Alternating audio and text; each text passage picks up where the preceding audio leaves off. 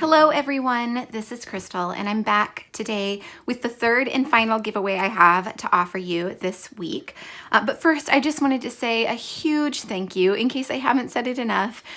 You have showered me with wonderful comments and I appreciate it so much. It's been a great week and I'm so happy that you enjoyed the first printable that I offered, and it's been a wonderful week. Thank you all so much for the love that you've shown me, and I hope that you will like this digital printable as well. So the first one was very much for pocket pages or that sort of thing.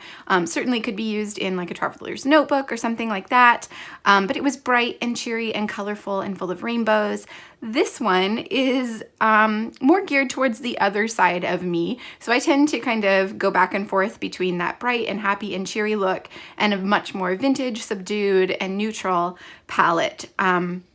So if you are somebody who likes vintage and neutral things, this one is going to be much more up your alley. I have 2 sheets of printable vintage ephemera. So these are items that I have in my stash and scanned in and then altered a bit, or things that I found online that were available for public use. Oh, sorry, you couldn't even see the top. Okay, is that better? I think that's better.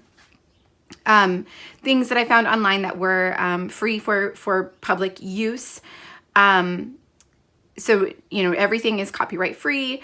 A lot of it I made myself. So this is what I have to offer you. It's 2 full sheets of ephemera pieces. And when you cut them up, they look like this. So these are all the little bits and pieces, from this cut apart that I have already fussy cut out and made ready for me to use. And I have inked the edges of some of them. Let me find one. Like this one, it had a torn edge in the image. So I actually tore it and then inked around it with some brown ink. I think there was another one like that in here, but they're just very vintagey and yeah, I just love them. There are a few that are my favorites. I especially love this one. I do love the ones with the watercolor. These are book pages that I had watercolored, and then I scanned in and added some vintage florals on top of them. Here's the other one. And I just think they're so much fun, and they're going to be so much fun to use. And of course you can resize them. They're PDF files, but you can absolutely resize them in your printer to print whatever size that you want. Or if you are somebody who knows Photoshop, you can absolutely pull them into Photoshop and grab any one of the images and resize it to whatever size you want. I tried to make them small enough that they would be easy to use on multiple sizes, like in a planner or a junk journal or a traveler's notebook. They should work for that, for any of those sizes. And I think even on a 12 by 12, you could easily use these if you had a kind of vintage style 12 by 12 layout. So this is what I'm using today. I did also want to show you quickly that I printed them on a couple other types of paper just to see how it would come out. So this one is on vellum, and I absolutely love the way this looks. So super fun to print this on vellum and have some kind of more see-through elements on your page. And then I also tried printing one on card or on craft cardstock. So this is just a lightweight craft cardstock, and I really love how some of these turned out too. Like the music and the book page, the children's book page looks really cool, and I like these kind of, what am I trying to say? Little embellishment pieces as well on the cardstock. I really like this one as well on the craft. So yeah, keep that in mind. You of course could print them on clear sticker paper or white sticker paper.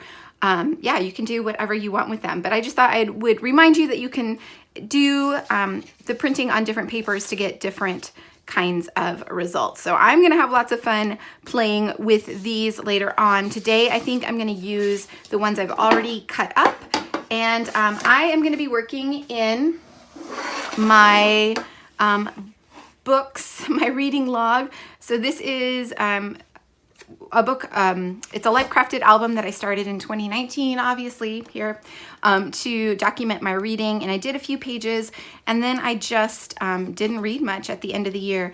So I was taking a class, and I was pretty busy reading things with that. I do have a few pages from last year that I haven't finished up yet.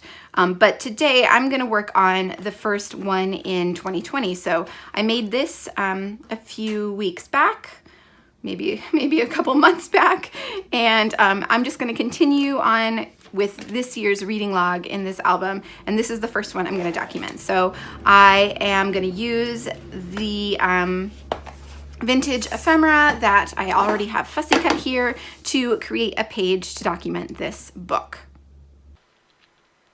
So I went through my stash and I found some 12 by 12 papers that were just grid patterns, and these are from several different collections. You can see the one I chose is actually from a paper pad. I don't remember which one it's from. I know it's fairly old. It's been in my stash for a very long time, but I'm going to cut it down to fit into the Life Crafted pocket. Life Crafted album, I don't want it to go inside of a pocket. So I'm cutting it down to the size of a page protector, and I'm making sure to cut the excess out of the middle so that the distressing that's on the edge of this paper will still be visible on the edges of my shrunk down page. So I cut those down to size, and then I'm using my 6-hole punch to punch holes directly into the side of these papers, and that will go directly into my album. So once I have my background done, I can kind of start playing with my photo and with all of the little vintage ephemera pieces that I have. And I'm just going to play around. So I'm choosing the ones that are book related mostly to start with, and just kind of editing out the ones that I'm pretty sure I won't use on this particular page, and just playing with the layers. That's really all I'm doing. Adding them onto the page, seeing what I like where, playing around with how the page might go. I'm fairly certain I want to use that library card over on the right hand side as a spot for my journaling, so I'm just looking for things I can layer up around it, and I definitely want to add some layers around my photo as well. So I've kind of narrowed down my options and chosen a few things I think will work, and I am going to just play around with these and figure out how I want this page to look. So playing around, like I said, I thought about adding that ticket to the bottom because I felt like it needed something there. I really like the way that the right-hand page is coming together. I was thinking about adding a ticket and the other book page, but at this point I'm feeling like it needs a little something else. Like I'm not going to be able to put this page together just with these vintage ephemera pieces. So I am going to go back to my stash and grab a really old 6x6 paper pad. I think it's pink paisley, if I'm not mistaken. Yeah, pink paisley switchboard. And I grab this kind of orangey paper just because it matches the color of the book in my photo, and there's no other place that color is showing up on this page. So I wanted to bring in some of that. So I'm just going to use it to map my photo, but I'm going to add a bit of that background paper first, just because I felt like it was a little bit too much to map the entire photo in that bright orange color. So yeah, I'm going to add a bit of that green grid and then matte part of the photo with the orange paper as well. And I'm using double-sided tape today just because I've had so much trouble with my tape runners lately that I just decided to do double-sided tape, and thinking that would be easier, although it does take me quite a while to peel off the backing of all those little pieces. It's the only thing I don't like about double-sided tape, but I make it work. Okay, so my photo is matted and I can put it back down and start playing again with those layers. So I'm pretty happy with how this is looking. I'm going to start adhering things down. I have that library card pocket image there to the left, and I'm going to add the top part of that watercolored book page just as a little layer there at the top, and then add that other library card to the right side of my photo. And a lot of it won't be visible, but you will see the top part of it, which is really all I wanted to make sure that you could see. And then I'm happy with this, so I'm going to go ahead and stick it down to the page. Again, just with some double-sided tape. And this is not going into a pocket, so I am adding quite a bit of adhesive just to make sure that things don't move around on me and get lost. So to bring in some of that orange to the right hand side, I'm going to use the rest of that sheet of paper, that 6x6 sheet of paper, and add it with this kind of paint chip from the cut apart sheet, and use that as kind of a background layer for all of my other little bits to layer on top of. And that just brings that color over to the side and gives me kind of a base for layering a ton of these little pieces. And I'm just going to start adhering them down. I like this darker book page at the bottom, so I'm going to add it kind of tucked underneath the paint chip piece a little bit. And then I am going to figure out how I can add my journaling piece on top, but I want this other book page behind it. I'm just trying to get the spacing right for all of that. And I like the way it's coming together. I like the way that it looks, but I feel like I need to bring in a little bit something different. So I am going to go back to my stash, and I'm going to grab a super old Basic Gray collection. I can't even remember what it was called, but it was library themed or book themed, and I have hoarded a lot of it. I bought multiples of it when it first came out. I'm a librarian by degree, and I felt like I would get a lot of use out of this collection. So I bought multiples of several of the embellishment packs or ephemera packs. So I have quite a bit left. And I'm just going to go through my stash here and figure out if there's anything else I can add here that will just kind of help finish off this page. So I found a couple labels, one that says date and another little circle label, and I'll find another one here in a second, as well as a tab. So just little pieces to kind of help finish off the page. I wanted a place to be able to stamp a book rating and also to stamp the date, and a kind of a title for the page as well. So I'm looking for all of those things. There's the other label I find. I'm going to layer those two together there on the left hand side. And then I also have the sticker sheet that goes with this collection. It's like a 6x12 sticker sheet. And I'm going to pull that out in a second, although I don't end up finding anything from that I like for this page. But I do tuck in that little ticket to the right of my journaling card, just as a little extra embellishment to fill in a bit of a blank space that was there. So I'm going to start adhering these down as well. I'm pretty happy with how it's coming together. And it came together pretty quickly. It didn't take me too terribly long to make this page, so that's always nice. Just fussing with that double-sided tape is the worst part. Okay, so I really like the way those labels look. I'm going to go ahead and start adding the little embellishments behind my journaling piece there, just so I can get those in exactly the right spot before I adhere it down. There's that little tab at the top.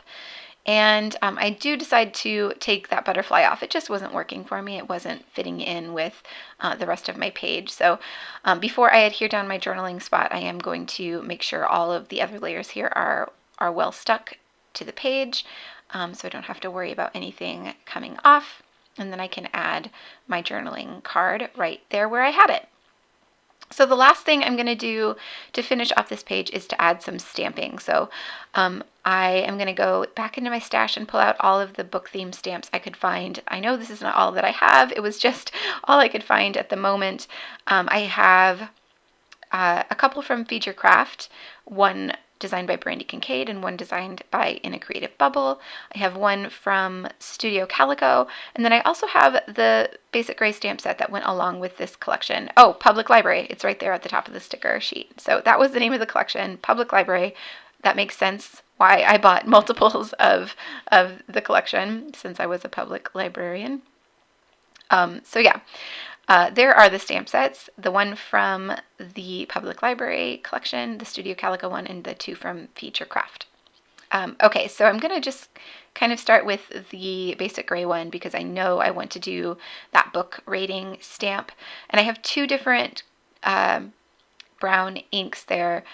I'm going to end up going with the darker one. I think it's called Cup of Joe. They're a Hero Arts ink. And I'm going to use that to stamp the book rating in that blue label on the left-hand side. And then I'm going to look through the rest of the stamps to see what else I want to add. I'm also thinking I want to add the book notes stamp to the top of my journaling card as a kind of a title for the right-hand side of the page. but I'm not entirely sure. I want to look through the other pieces that I have and see if there's anything else that will work better. I did find, I think, one stamp from this In a Creative Bubble for Feature Craft stamp that says reading, and I'm going to stamp that on the tab at the top of my journaling card.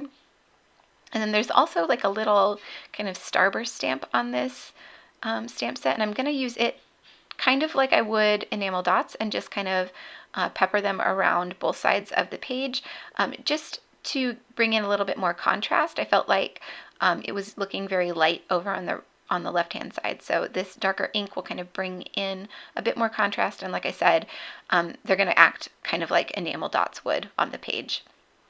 So sprinkling them around both sides of my page, just making sure I get a good balance. And then I think I'm going to go back and stamp that title, that book notes title, in that same Cup of Joe ink. And then I will stamp my date in that little date label, and then that's going to be it for this page. I will do my journaling off camera. You'll see that in the close-up photos. Make sure to check out the link in the description box to download these vintage ephemera pieces for yourself. I hope that you'll enjoy them. I hope that you like them and get some use out of them. Thank you all again so much for your support. It really means the world to me. If you did enjoy this video, please do give it a thumbs up. And if you haven't already subscribed, I would love to have you as a subscriber. So be sure to hit that subscribe button and hit the bell to be notified when I upload new videos, usually several times a week. Thanks again for watching, everyone, and I will see you all back here very soon.